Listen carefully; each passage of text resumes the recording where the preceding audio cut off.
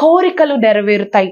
ఆ కోరికలు మనం నీతిమంతులుగా ఉన్నప్పుడు, నీతిమంతులుగా అంటే దేవుడితో సరైన సంబంధం కలిగి ఉండడం, అంతేకాకుండా నువ్వు నేను ఇతరుల ఎడల న్యాయంగా ప్రవర్తించిన, మనం నీతిమంతులుగా ఉన్నప్పుడు ఏం జరుగుతుందో తెలుసా? మన కోరికలు కూడా దేవుడి చిత్తానుసారంగా ఆధ్యాత్మికంగా ఉంటాయి. కాబట్టి మన కోరికలను దేవుడు తీరుస్తాడంట. సామెతలు 10వ అధ్యాయము 24వ వచనం. సామెతలు 10వ అధ్యాయము 24వ వచనం. భక్తిహీనుడు దేనికి భయపడునో అది వాని మీదకు వచ్చును, నీతిమంతుడు కోరుకొనిది వారికి దొరుకును. కదా, ఎప్పుడు దొరుకుతుందో తెలుసా? నీతిమంతుడు కోరుకున్నది దేవుని, ఓకే, ఆయన మార్గాల్లో మనం నడుస్తా ఉన్నప్పుడు, ఆయనతో ఉన్నప్పుడు నువ్వు ఏది కోరుకోవాలో కీర్తనలు 25:12 ఉంటుందండి. యెహోవా యందు భయభక్తులు కలవారు వారు కోరుకొనవలసిన మార్గమును ఆయన తెలియచేస్తాడు.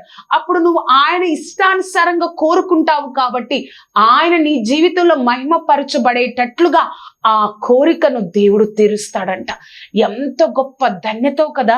ఒక నీతి మంతుడుగా మనం ఈ లోకంలో ఉంటున్నాము అంటే ఏదో అయిపోతుందిలే, జీవిస్తున్నాములే అని అనుకోవచ్చు. ఏదో దేవుణ్ణి అనుసరించి నేను జీవిస్తున్నాను, నీతిగా ఉంటున్నాను పరలోకం కోసమే.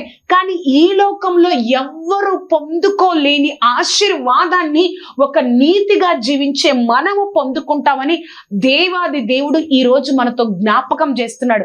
ఆ నీతి అనేది చాలా చాలా చాలా ముఖ్యమండి.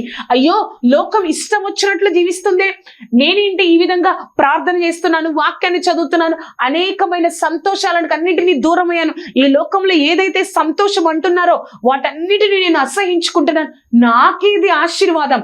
నీకు తెలియకుండా మనం ఏదైతే చేశామో ప్రార్థనకు దేవుడు జవాబిస్తాడు, నీ కోరికలను దేవుడు నెరవేరుస్తాడు, దైవిక రక్షణ కలుగుతుంది, దైవిక కవచం నీ చుట్టూ ఉంటుంది.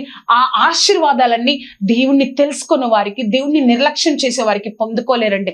కానీ నువ్వు నేను ఆ ఆశీర్వాదాలని అనేక సార్లు పొందుకున్నాం మన జీవితంలో. ఒక్కసారి జ్ఞాపకం చేసుకో. అటువంటిదండి నీతిని అనుసరించి జీవించడం అంటే ఈ లోకంలో.